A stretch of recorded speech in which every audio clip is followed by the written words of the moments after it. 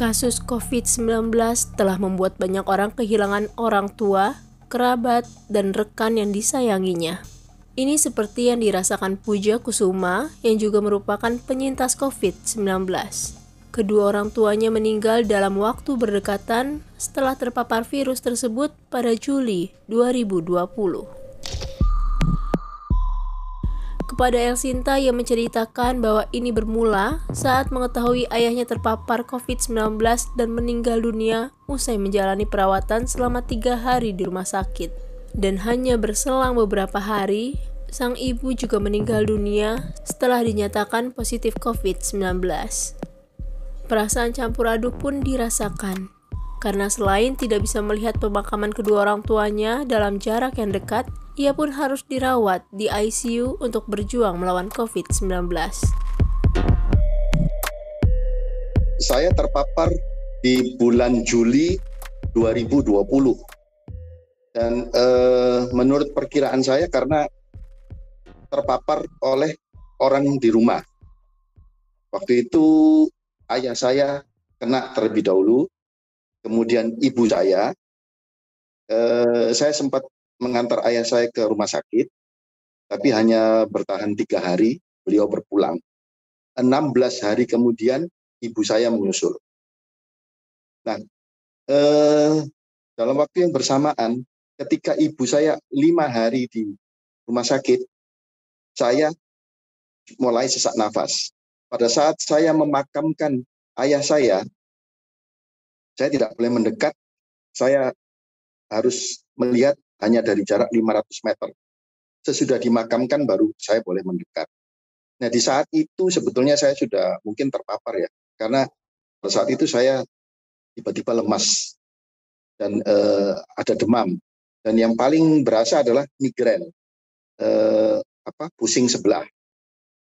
Tapi kemudian saya masuk rumah sakit. Itu pun istri saya yang deteksinya, karena saya sudah mulai sulit bernafas.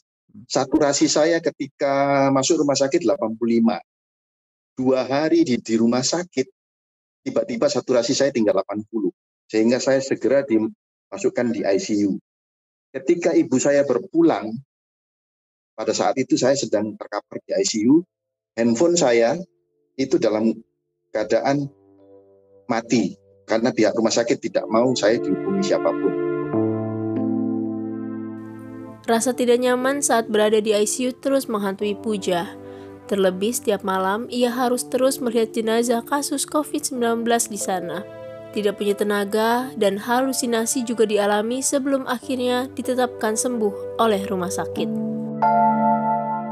Setiap malam ada 10 kereta jenazah yang lewat di depan saya, karena waktu itu saat itu saya di ICU. Nah, sama dokter saya sebenarnya suruh tidur. Tapi kemudian saya sendiri tidak bisa tidur karena bagaimana kelihatan jenazah yang berbondong-bondong lewat di depan saya. ICU-nya itu kan ruang terbuka, artinya cuman berbatas tirai. Jadi sebelah kiri saya sedang batuk, di sebelah kanan saya tumpah-tumpah, yang depan saya teriak-teriak minta pulang. Kondisi saya saturasi 80. Kemudian pakai oksigen level tinggi. Nah, setelah itu saya pun pakai kateter. 6 hari di ICU, saya 10 hari di ICU, 19 hari totalnya saya ada di rumah sakit sebelum dinyatakan sembuh. Tapi pada saat di rumah sakit, saya 5 kali swab test, 4 kali positif, dan yang terakhir tanggal 14 ketika saya diperkenankan pulang, itu baru saya negatif. Dan selama di ICU, saturasi saya turun sampai 80. Ketika naik ke 93 itu berhenti. Karena pada saat itu saya tenaganya habis. Dan kehilangan, sering halusinasi. Jadi saya lihat botol aqua itu bisa bawa pedang gitu. Jadi hasil halusinasinya tiap pasien beda-beda.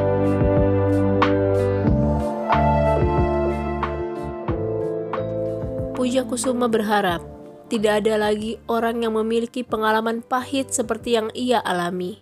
Terpapar COVID-19, kehilangan orang tua yang disayang, dan tidak dapat berkumpul dengan keluarga sangatlah menyakitkan. Maka dari itu, masyarakat diminta tidak menganggap remeh COVID-19 dan harus benar-benar disiplin menerapkan protokol kesehatan. Di antaranya, yakni dengan memakai masker, mencuci tangan dengan sabun, menjaga jarak, dan mengganti pakaian setelah bepergian. Apabila masyarakat disiplin, ia percaya bahwa kasus COVID-19 dapat segera tertangani dan tidak ada lagi yang harus merasakan kehilangan orang yang disayang.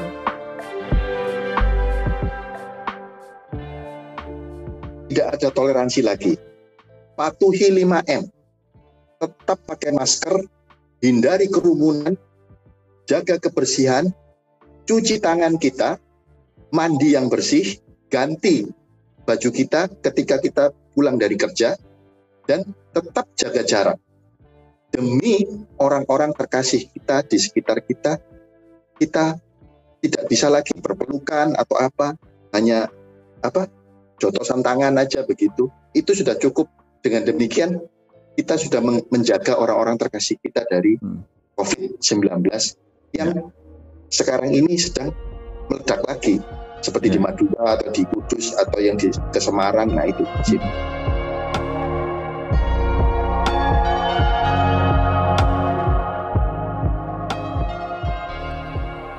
Pendengar, wajib diketahui bahwa peran serta masyarakat sangatlah penting untuk mengatasi pandemi COVID-19.